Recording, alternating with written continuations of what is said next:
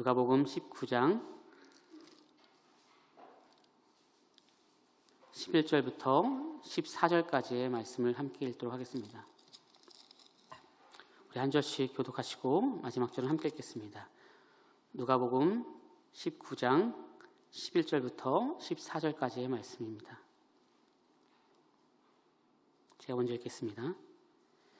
그들이 이 말씀을 듣고 있을 때에 비유를 더하여 말씀하시니 이는 자기가 예루살렘에 가까이 오셨고 그들은 하나님의 나라가 당장에 나타날 줄로 생각함이더라. 이르시되 어떤 귀인이 왕위를 받아 가지고 오려고 먼 나라로 갈 때에 그 종 열을 불러 은화 10문화를 주며 이르되 내가 돌아올 때까지 장사하라 하니라. 그런데 그 백성이 그를 미워하여 사자를 뒤로 보내어 이르되 우리는 이 사람이 우리의 왕됨을 원하지 아니하나이다 하였더라. 아멘. 이 시간 누가복음 19장 11절 이하의 말씀으로 열문화의 비유라는 말씀으로 함께 하나님의 은혜를 증거하도록 하겠습니다. 인간이라면, 사람이라면 본능적인 욕구가 있습니다. 그것은 무엇일까요? 특별히 연초가 되면 가장 많이 하는 궁금증, 또 우리가 그렇게 알고 싶어하는 것들이 있는데 그것은 나의 미래를 알고 싶어하는 그런 마음들입니다. 사람들은 그래서 연초마다 신년 운세를 많이 보곤 합니다. 우리는 그렇진 않죠. 이런 가운데 요즘 일본에서 핫하다라고 하는 운세 방법이 있습니다. 바로 휴대폰 운세입니다. 최근에 오랫동안 일본에서 스테디셀러라고 하는 책이 있는데요. 그러니까 오랫동안 베스트셀러가 된 것입니다. 그런 책 중에 하나가 스마트폰의 번호를 바꾸면 당신의 운명이 바뀐다라고 하는 이런 것과 관련되어 있는 책입니다. 이 책에서는 휴대폰 맨 뒷자리 4자리를 더하는 것입니다. 9999 하면 최고가 36가지의 내용들이 나오겠죠. 그래서 1부터 36까지의 그 숫자를 조합한 내용들로 이제 1년의 운세를 점치는 것입니다. 수의학이라고 하는 점술법을 활용하여서 일본의 유명 점술가가 개발한 방법인데요. 이렇게 휴대폰의 뒷자리 4자리를 더하여서 그 숫자를 통하여서 통계를 내서 이렇게 어떤 숫자가 나오면 또 이러한 운으로 1년을 살아갈 수 있을 것이다. 또 이거는 좋지 않다라고 해서 때로는 핸드폰을 그렇게 바꾸는 일들, 그 번호를 바꾸는 일들이 있다고 합니다. 예를 들면 숫자 4가 나오면 때로는 사람들과 응석 부리는 일들이 계속 나온다. 6이 나오면 당신에게 귀인이 찾아올 것이다. 7이 나오면 독립집이 많다. 8이 나오면 안정감으로 탄탄하게 직장 가운데 생활할 수 있을 것이다. 라고 해서 36가지, 36가지의 번호로 자신의 운세를 보는 것입니다. 저는 지금 미래를 알고 싶어하는 이제 허무맹랑한 것을 말하고 있는데 여러분들 보니까 지금 머릿속으로 내 번호가 몇 번이었지? 23번이었구나 합치면 이렇게 지금 한 눈빛이 몇 분 보이는데 예배 끝나고 저에게 물어러 오시면 안 됩니다. 이것은 우리의 정력이고 좋지 못한 것들을 얘기하려고 하는 것이지 한번 해볼까라고 하는 것들은 아니죠. 이렇게 미래를 알고 싶어하는 것은 다 인간의 본능입니다. 그리고 그것을 통하여서 좋을 수 있겠지만 때로는 많은 오해가 일어나게 되고 때로는 그 삶의 영역들이 많이 무너지곤 합니다. 오늘 본문도 미래를 알고 싶어하는 제자들의 오해 속에서 이루어진 비유입니다. 오늘의 본문을 살펴보면 이렇습니다. 예루살렘에 가까이 이르게 됐습니다. 예루살렘에 가까이 이르게 된 다음에 제자들은 많은 생각을 하게 됩니다. 왜냐하면 예루살렘에 들어간다라고 하는 이 표현들은, 이 말은 바로 예수님께서 이제 왕으로서 군림하신다. 우리는 그 제자이기 때문에 한 자리를 차지할 수 있겠다라는 생각을 하게 됩니다. 그래서 이제 미래에 대한, 하나님의 나라에 대한 도래를 생각하고 또 그것에 대한 오해가 서로 많이 있었고, 이것을 설명하려고 오늘 예수님께서는 문화 비유를 통하여서 하나님의 나라에 대한 자세한 설명을 하려고 하는 그러한 의도가 있습니다. 오늘 본문 11절의 말씀인데 한번 볼까요? 우리 11절의 말씀을 같이 한번 읽도록 하겠습니다. 함께 읽겠습니다. 시작. 그들이 이 말씀을 듣고 있을 때 비유를 더하여 말씀하시니 이는 자기가 예루살렘에 가까이 오셨고 그들은 하나님의 나라가 당장에 나타날 줄로 생각함이더라. 아멘. 그렇게 예루살렘에 가까이 갔기 때문에 하나님 나라가 당장에 나타나기 때문에 내가 아무것도 안 해도 되겠지라고 생각하거나 아니면 그래 이제 내가 예수님의 제자로서 한 자리를 할 수 있을 거야. 예수님께서 그렇게 힘으로 권력으로 정치적으로 왕으로서 오셨어라고 하는 생각을 하게 됩니다. 그때에 하나의 비유를 통하여서 오늘 읽은 비유를 통해서 어떤 귀인이 왕위를 받아가지고 오는 내용들을 설명합니다. 어떤 귀인이 왕위를 받아가지고 옵니다. 먼 나라로 가면서 돌아올 때까지 장사를 하라고 종 10명을 부르고 나서 그 10명에게 은 한 문화씩을 줬습니다. 장사하다라고 하는 이 표현들은 각자에게 주어진 사명과 또 재능대로 이를 생산적으로 수행하다라고 하는 그런 명령이며 부탁입니다. 우리는 장사를 한다라고 하는 이 표현들을 생각할 때마다 무엇인가 크게 효과를 내고 또 결과를 이루어야 된다라고 생각하지만 사실 이것은 생산적으로서 전진한다라고 하는 그런 의미가 있어서 프라그마 티오마라고 하는 표현들로 또한 큰 결과를 이루기보다 내가 전진하는 모습을 설명하는 그런 단어입니다. 우리 12절과 13절을 같이 한번 읽어볼까요? 12절과 13절이다. 함께 읽겠습니다. 시작. 이르시되 어떤 귀인이 왕위를 받아 가지고 오려고 먼 나라로 갈 때에 그 종 10을 불러 은하 10문화를 주며 이르되 내가 돌아올 때까지 장사하라 하니라. 아멘. 그러니까 내가 돌아올 때까지 이 한 문화씩 받아서 그것으로 일해라라고 말씀하고 있는 것입니다. 오랜 시간이 지나고 주인은 한 문화씩 받았던 사람들에게 찾아와서 어떻게 장사하였는지를 물어봤습니다. 첫 번째 사람이 와서 말합니다. 주인이여, 당신이 저에게 한 문화를 주셨는데 제가 이것으로 10문화를 남겼습니다 라고 말했습니다. 주인은 잘하였도다 충성된 종아, 네가 지극히 작은 것으로 큰 일을 했구나 라고 말하면서 10고를 다스려라 라고 말하고 있습니다. 다스려라, 준다라고 하는 이런 표현들은 그것을 개인의 소유가 아니라 섬긴다라고 하는 표현들로 생각하시면 되겠습니다. 이번에는 두 번째 사람이 왔습니다. 저는 한 문화를 받았지만 이것으로 5문화를 남겼습니다 라고 했습니다. 그때 동일하게 그래 충성된 종아, 네가 작은 걸로 이렇게 큰 일들을 했구나, 고맙다. 너도 5문화를 남겼기 때문에 5고를 그렇게 섬기고 다스렸으면 좋겠다라고 명령이요 부탁을 주인이 했습니다. 그렇게 이제 시간이 지나서 또 한 사람이 왔습니다. 그 한 사람이 와서 이르되 주인이여 보소서, 당신의 한 문화가 여기 그대로 있습니다.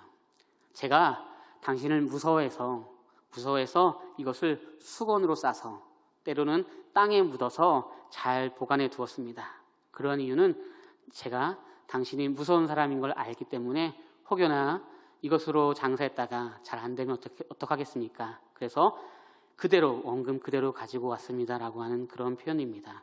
우리 20절의 말씀을 같이 한번 읽어보도록 하겠습니다. 함께 읽겠습니다. 시작. 또 한 사람이 와서 이르되 주인이여 보소서, 당신의 한 문화가 여기 있나이다. 내가 수건으로 싸두었었나이다. 아멘. 우리는 문화 비유보다는 달란트 비유가 더 우리에게 익숙하죠. 마태복음 25장에 달란트 비유가 나오고요. 문화 비유가 오늘 누가복음 19장에 나옵니다. 약간의 강조점은 다르지만 우리가 아는 것처럼 달란트 비유, 문화 비유 같은 표현이다라고 우리는 생각해도 되겠습니다. 거기서는 땅에 두었다라고 합니다. 여기는 수건에 쌓아두었다라고 하죠. 어쨌든 이 한 문화를 가지고서 주인에게 가지고 올 때 당신은 무서운 사람이기에 제가 이것을 그대로 가지고 있다가 이렇게 드립니다라고 하는 표현을 하고 있습니다. 물론 이 사람이 생각하는 생각이 맞을 수도 있습니다. 만약에 자신의 실패로 인하여서 주인에게 손해를 끼치게 된다라고 한다면, 그렇다면 이것은 나도 불편하고 주인도 불편한 것이니까 순수한 마음에서 그래 그냥 모르면 어떻게 해요? 중간이다 하자라고 하는 것들처럼 그대로 가지고 온 것입니다. 하지만 이것은 주인을 옳게 본 것이 오히려 아닙니다. 그러한 이유는 주인은 이들에게 있어서 한 문화씩 주면서 너희들이 어떠한 큰 결과를 이루어야 돼. 장사를 해서 내가 정말로 봤을 때 흡족한 무엇인가를 가지고 와야 돼 라고 얘기하는 것이 아니라 그냥 그것을 가지고서 할 수 있는 만큼 노력해봐 라고 하는 그런 표현인 것입니다. 그러기에 이윤이 한 문화를 가지고서 10문화를 남겼던 9문화를 남겼던 5문화를 남겼던 그것에 차등을 두는 것은 아닙니다. 때로는 2문화를 나눴고 아니 열심히 했는데 그냥 한 문화일 수도 있습니다. 더 심하게 한 문화를 가지고서 열심히 했는데 한 문화도 없을 수도 있습니다. 그래서 그 이익의 결과에 따라서 내가 너를 차등적으로 무엇인가 하겠다라고 생각을 하는 것이 아닌데 말하는 것이 아닌데 우리는 이러한 논리가 우리에게 익숙하다 보니까 주인을 대할 때 생각할 때 적어도 원금을 까먹으면 안 되겠지. 그러니까 그대로 드리면 혼나진 않겠지라고 생각을 합니다. 난 실패한 건 아니니까 이라고 생각을 하는 것입니다. 다시 말해 이것은 한 문화로 얼마를 남겼는지 그의 장사의 수완을 물어보는 것이 아닙니다. 이윤을 물어보는 것이 아닙니다. 이것은 주인과의 관계 속에서 왜 나를 정확하게 이해하지 못하느냐라고 하는 그 질문, 믿음에 관한 것을 물어보는 것과 연결되는 내용들입니다.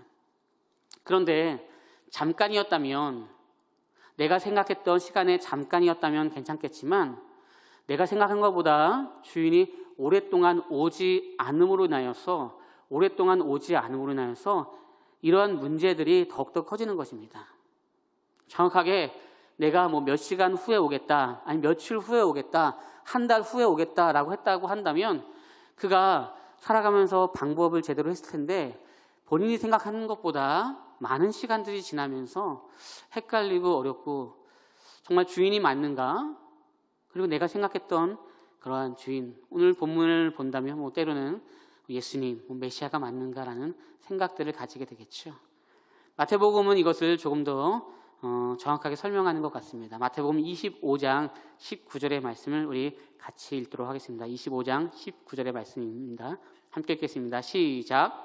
오랜 후에 그 종들의 주인이 돌아와 그들과 결산할세. 아멘. 그러니까 주인과 결산할 때 오랜 시간이 지난 후에 결산함으로 인하여서 이 종들은 헷갈리는 것입니다. 세 번째 이 종에게는 적어도 2가지 정도가 없었던 것 같습니다.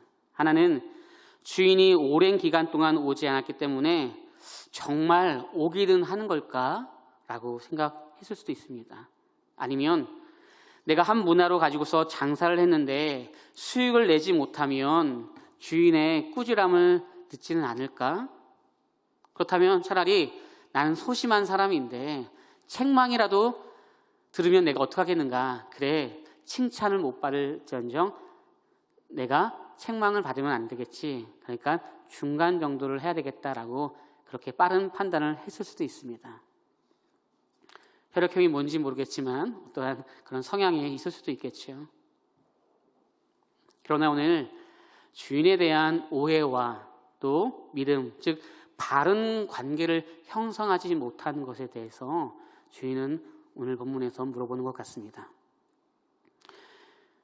좀 전에 얘기한 것처럼 오늘 보면은 마태복음에서는 달란트 비유요, 그리고 누가복음에서는 문화 비유로 우리는 알고 있습니다. 간격점과 또 하고자 하는 메시지가 조금의 차이는 있지만 우리가 또 같은 비유로, 또 유사한 비유로 알고 있습니다. 우리는 지속적으로 나에게 어떤 달란트가 있는지, 그리고 내가 얼마만큼의 많은 달란트, 문화를 남겼는지 이것에 대해서 생각하며 잘한 사람은 성공한 것이고 잘하지 못한 사람들은 성공하지 못했다라고 하는 생각을 하게 됩니다. 이것은 어쩔 수 없이 우리가 살아가는 삶의 현장들 속에서 있는 환경이고 패턴이고 우리의 인간의 모습이겠죠. 우리는 무언가를 성공해야지만 하나님께서, 주인이, 예수님께서 나를 칭찬해 줄 것이다 라고 생각을 하는 것입니다. 너에게 10고울을 맡기겠다라고 하는 이 표현들은요, 5고울을 맡기겠다라고 하는 이 표현들은요, 어떠한 숫자적인 개념을 말하는 것이 아니라 마가복음, 누가복음에 정통한 신현우 교수는 이렇게 표현합니다. 이것은 새로운 시대를 말하는 새하늘 새 땅을 주겠다.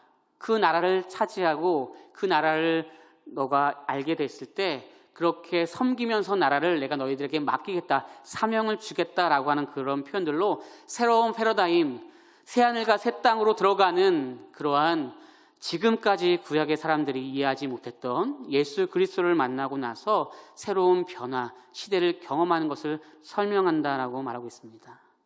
왜냐하면 당시에는 힘으로써, 정치적으로서 새로운 나라를 경험한다라고 생각했지만 지금의 이 주인은, 이 예수는 그것을 말하는 것이 아니라 네가 나를 정확하게 이해하고 있느냐, 나와 어떠한 관계를 맺고 있느냐라고 하는 것을 묻고 있기 때문입니다. 다시 말해서 내가 생각한 것보다 하나님의 나라가 지연되고 있는 것 같이 보인다. 주인이 오는데 내가 생각한 것보다 오랜 시간이 걸려서 올 때에, 그때에 우리는 이 하나님의 나라에 대한 오해가 있고 또 천국에 대한 오해가 있고 내가 하는 일에 대한 오해가 있고 믿음이 흔들리고 또 내가 하는 섬김과 봉사에 대한 것들이 우리는 달라지고 때로는 불평이 오기도 하는 것이죠. 예수가 왕위를 받아서 올 때까지, 주인이 왕위를 받아서 올 때까지 우리는 하나님의 자녀의 사명을 다하여서 살아가야 되는데 그러지 못하고 흔들릴 때가 있습니다. 주인은 무엇인가를 가지려고 하는 것이 아니라, 그래 너가 이만큼 노력해서 무엇인가를 이루었니? 그래 이것까지 다 너 거야. 다 너가 그 고을에 다스리고 더 열심히 해라고 하는 것입니다. 그러니까 주인의 결산에서 이익이야? 아니면은 손해를 봤어? 이것으로 무엇인가를 하는 게 아니라 열심히 했구나, 더 잘할 수 있는 것을 찾아주려고 하는 이런 목적이 있는데 우리의 생각과 우리의 사고방식으로서는 이것을 이해하기 많이 어렵죠. 그러기에 이 세 번째 문화의 이 사람은 자꾸 변명하는 것입니다. 당신은 없는 것 가운데 있는 것을 만들 수 있는 것이고 분이고 또 막 빼앗아서 무엇인가 일을 할 수 있는 분이기에 저는 무섭습니다. 두렵습니다. 그러니까 저는 그대로 가져왔기 때문에 제가 손해를 보게 한 것은 아니죠 라고 하는 것이고, 제가 책망은 안 받을 수 있는 것 아니겠습니까? 라고 말하고 있는 것입니다. 그런데 오히려 이것이 주인의 마음을 흡족하게 한 것은 아닙니다. 오히려 그 한 문화를 그대로 가지고 오지 못하고 한 문화에 반밖에 남지 않았습니다 라고 한다라고 해도 그가 무엇인가 하려고 하는 노력이 있다고 한다면 그 주인은 그것을 기뻐한다는 것이죠. 어떻게 아냐면 이 종을 보면서 얘기하는 것이, 누가복음에서는 게으른 종아라고 얘기하지 않습니다. 이 게으른 종아, 왜 너는 이 한 문화를 가지고 그대로 왔느냐, 일하지 않았느냐, 이 게으른 종아라고 말하지 않고 이 종을 이렇게 표현하고 있습니다. 우리 22절과 23절의 말씀을 같이 읽겠습니다. 22절, 23절의 말씀을 함께 읽겠습니다. 시작. 주인이 이르되 악한 종아, 내가 내 말로 너를 심판하노니 너는 내가 두지 않은 것을 취하고 심지 않은 것을 거두는 엄한 사람인 줄로 알았느냐? 그러면 어찌하여 내 돈을 은행에 맡기지 아니하였느냐? 그리하였으면 내가 와서 그 이자와 함께 그 돈을 찾았으리라 하고. 아멘. 이 사람이 왜 악한 종입니까? 그대로 가지고 와서 손해보지 않았는데요. 게으른 종일 수는 있겠죠. 판단이 빠른 종일 수는 있겠죠. 그런데 누가복음에서 악한 종아라고 말하고 있습니다.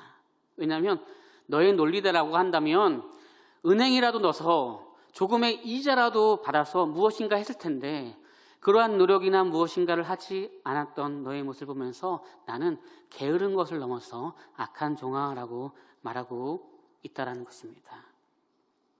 다시 말해 내가 무엇인가를 하려고 하는 우리 표현으로 몸부림이라고 하죠. 그런 모습으로 나아가는 것들이 오늘 본문에서 중요하지 않은가라는 생각을 하게 됩니다. 왜요? 코로나로 인하여서 시간이 길어졌어요. 오랜 시간이 됐습니다. 오랜 후에 왕이 오는 것입니다. 내가 생각한 것보다 오랜 시간이 걸렸어요. 오랜 시간이 걸리다 보니까 우리는 이제 방법도 생각도 결과도 내가 생각한 것과 많이 달라집니다. 어디까지요? 신앙의 기준도 달라지는 것이죠. 어디까지죠? 예수님도 내가 생각했던 예수님이 아닌가? 하나님의 나라가 좀 아닌가? 이렇게 생각하기도 하는 것입니다. 그래서 때로는 어떤 교회는 아쉽게도 그런 여러 가지 이유로 문을 닫기도 한다라고 합니다. 무엇이 옳습니까? 잘 모르겠습니다. 무엇이 옳은지 잘 모르겠습니다. 분명한 것은요, 방역을 철저히 하면서 우리가 할 수 있는 영역에서 최선을 다하여서 전도의 문이 닫히지 않고 한 발 한 발씩 나아가는 것입니다. 우리는 무조건 내 마음대로 한다라고 해서 하나님께서 지켜주시는 그런 하나님의 백성이 아니라 이 땅을 살아가기 때문에 이 땅 가운데 방역을 잘 지키면서 그러면서 우리가 어떻게 하나님 앞에 나아갈지 몸부림치는 것입니다. 그것이 완벽하진 않지만 우리가 할 수 있는 최선의 모습이지 않을까 싶습니다. 우리는 많은 것들을 이제 해왔습니다.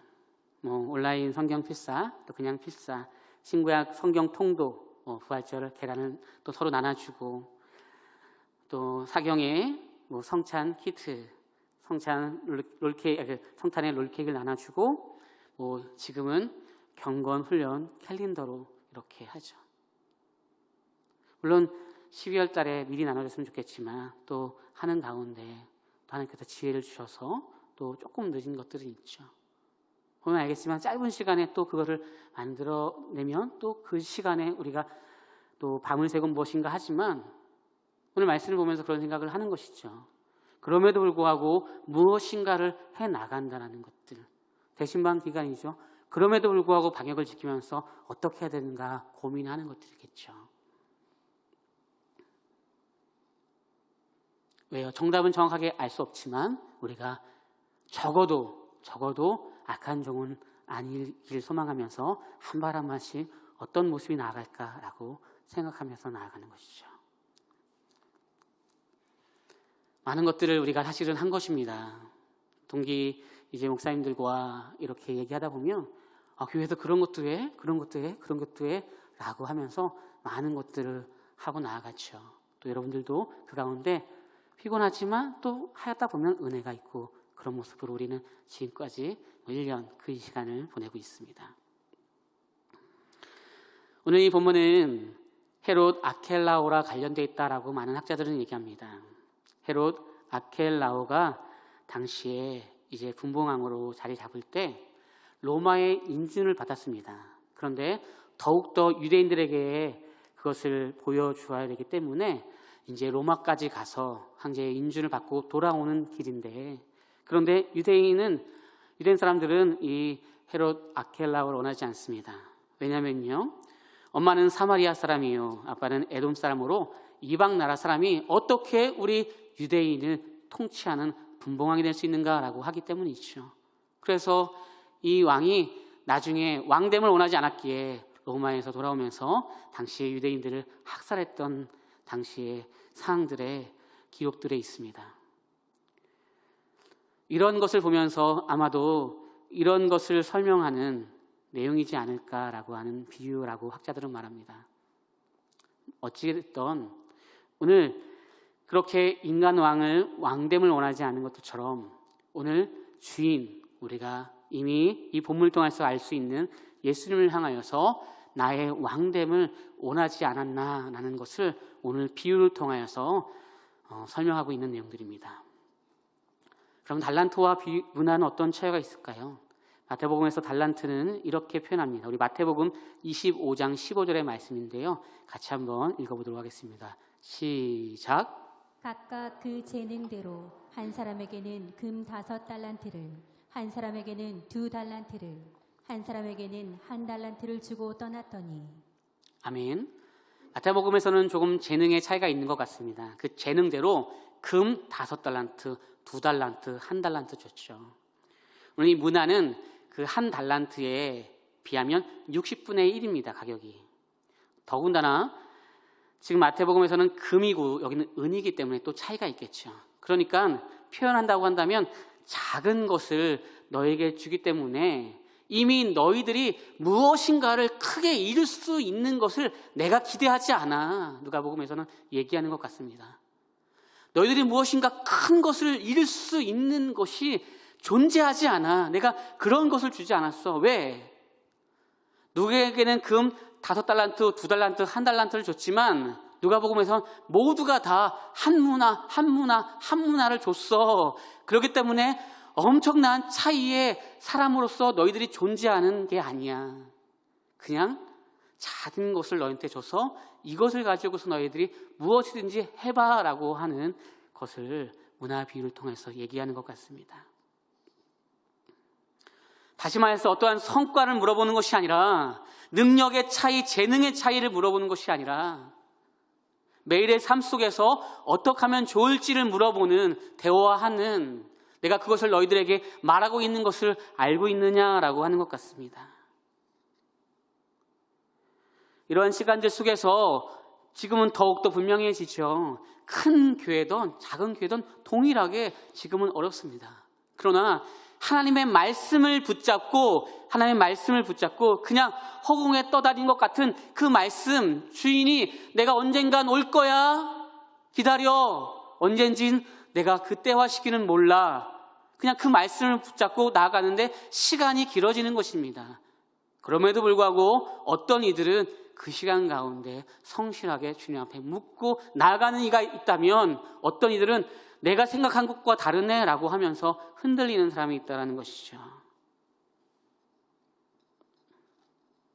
이런 시간들 속에서 우리는 더욱더 말씀에 집중하면서 방향을 철저히 하면서 하나님의 뜻을 구하면서 나아가야 됩니다. 왜냐면요, 이러한 시기 가운데 또 많은 신앙의 변질된 모습으로 나오는 일들이 우리의 역사를 볼 때 많이 종종 있었기 때문이죠.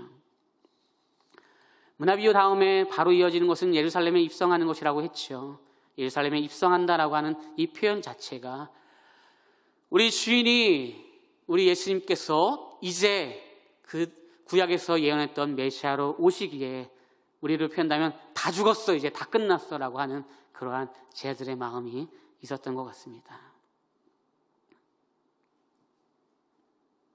말씀에 충성되는 삶, 정확하게 내가 계산할 수 없지만 그 말씀을 의지하면서 주님의 뜻대로 나아가고 그 신앙의 중심을 가지고 있는 삶이죠. 그런데 오늘 19장 27절의 말씀에 보면 조금 더 왜 이렇게까지 세 번째 종을 책망하는가, 또 이렇게까지 비유의 끝을 해야 되는가라고 하는 질문이 있습니다. 우리 27절의 말씀을 같이 읽도록 하겠습니다. 함께 읽겠습니다. 시작. 그리고 내가 왕됨을 원하지 아니하던 저 원수들을 이리로 끌어다가 내 앞에서 죽이라 하였느니라. 아멘. 아니, 이 정도 잘못했는데 왕됨을 원하지 아니했다라고 말하는 것이 이게 가당합니까? 우리가 신앙 가운데 나아가는데 만약에 주님이 야, 넌 나를 왜 왕됨을 인정하지 않느냐? 왜 넌 나를 메시아로 인정하지 않느냐? 너에게 내가 한 번이라도 주인인 적 있느냐? 라고 물어본다면 아니 무슨 말이십니까 지금? 진짜 라고 하면서 우리는 굉장히 화가 날 것입니다. 아니 더더욱이 한 문화를 가지고서 손해본 것도 아니고 그대로 가지고 왔는데 왜 왕됨을 내가 인정하지 않았습니까? 라고 얘기할 것 같습니다. 더더욱이 넌 나의 원수야 라고 말하고 있는 것 같습니다. 이것은 무엇인가를 남겼는지를 물어보는 것이 아니라 왜 나를 이해하지 못하니? 왜 그렇게 신뢰가 없어? 바른 이해가 없어? 네가 하고 싶어하는 대로 마음대로 해. 그러나 정말로 철저하게 말씀 가운데 중심을 가지고서 내가 원하는 것이 무엇인지를 곰곰이 생각하면서 나아가야 돼라고 하는 것이죠. 이것은 우리가 마음대로 했기 때문에 우리는 방역을 지키지 않음으로 인해서 하나님께서 나만을 지켜줄 거야, 이것이 어떠한 과학적인 것이야 라고 하는 개념들이 아니라 내가 충분히 분명하게 이 땅을 살아가면서의 지킬 것을 지키면서도 하나님 나라 가운데 내가 어떻게 나아가야 될까, 어떻게 하면 우리 아이들 한 명 한 명이 영적으로 성장할 수 있을까라고 고민하면서 전도의 문이 닫히지 않는 범위 내에서 이 시대에 교회가 어떠한 모습으로 나아가야 될까라고 하는 중의적인 하나님의 나라를 이해하고 예수님을 이해하는 것들이 필요하겠죠.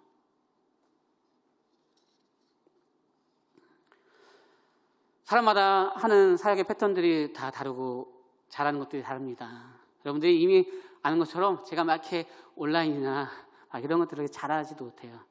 또 약간 사실은 내성적인 게 있어서 친해지기 전에 이렇게 막 이것저것 물어보고 캐묻고 또 이렇게 알아가는 것들도 굉장히 좀 사실은 어색합니다.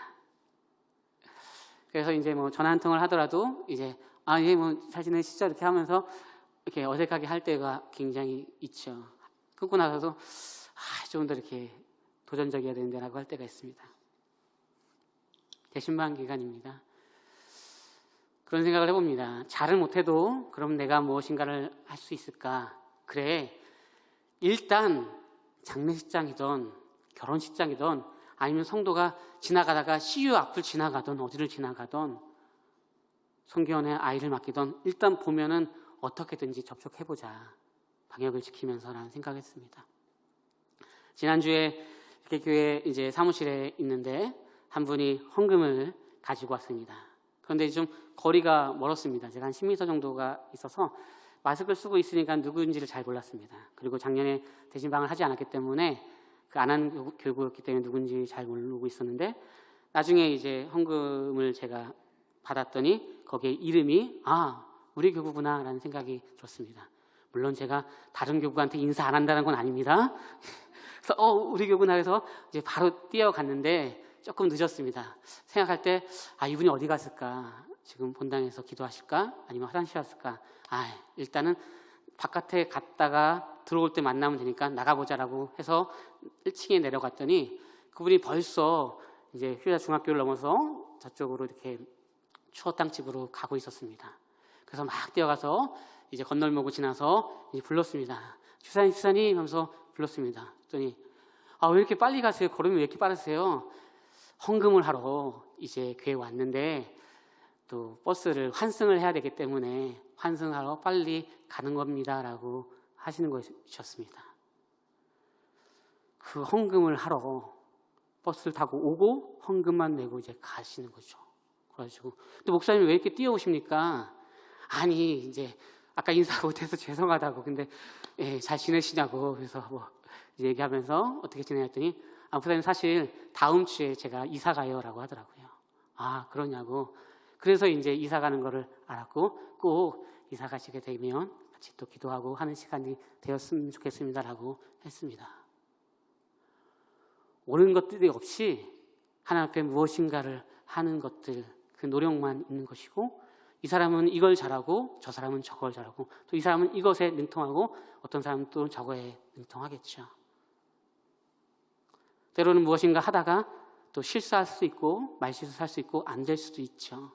그러나 분명한 것은 어떻게든지 우리가 하나님 나라를 바라보면서 또 믿음 가운데 나아가면서 하는 그러한 사역들을 나아가는 것들이 필요하죠.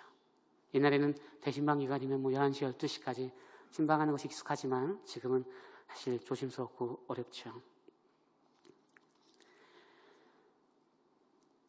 어젯밤에 이제 좀 늦게까지 대신방을 이제 하고 평일날 이제 우리 성도님들이 잘 안 해주셔서 요즘에 주말에 해서 7가정 이렇게 8가정을 하고 이제 밤에 늦게 또 설교를 준비하고 좀 늦게 들어가는 일이 생겼습니다.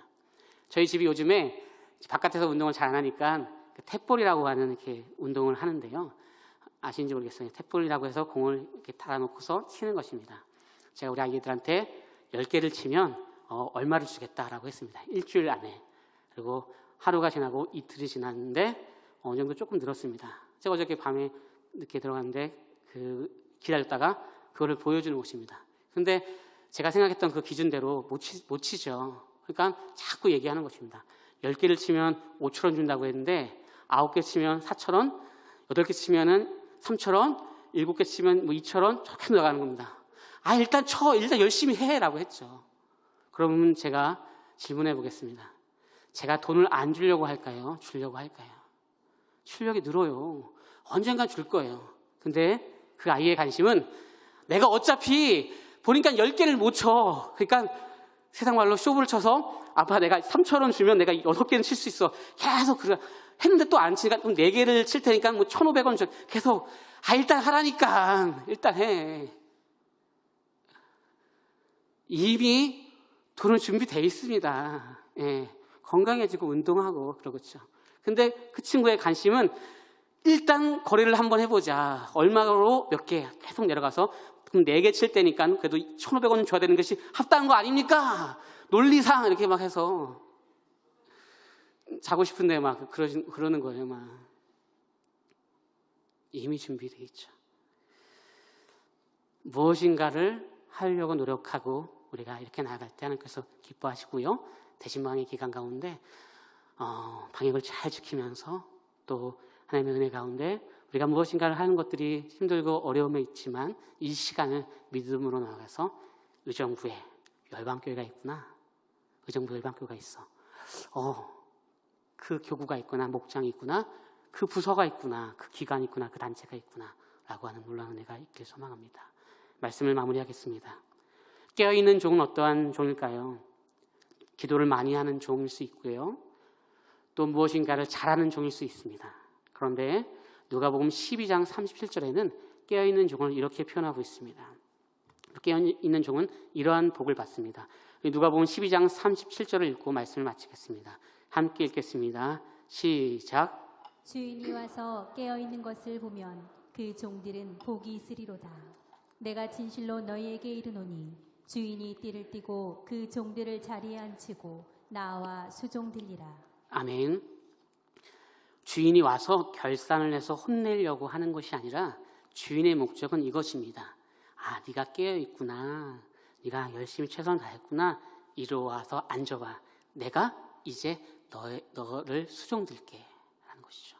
주님의 관심은 왕으로서 오셔가지고 부리는 개념들이 아니라 결산하는 것들이 아니라 어떻게 하면 더욱더 아름답게 성장하는 신앙의 모습으로 나아갈 수 있을까?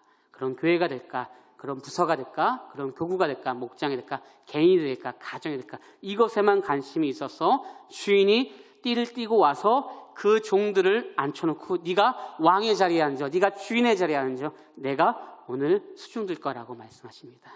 오늘 예루살렘에 가까이 와서 왕으로 등극하신 주님은 왕으로 등극해서 무엇인가를 심판하러 오시겠지만 분명한 것은 우리를 향하여서 회복과 은혜를 주시는 분이라는 것입니다. 그렇게 귀한 하나님의 나라의 미래성을 바라보면서 또 성실히 오늘을 살아가는 저와 열방의 모든 권속들이 되시길 예수님의 이름으로 소망합니다.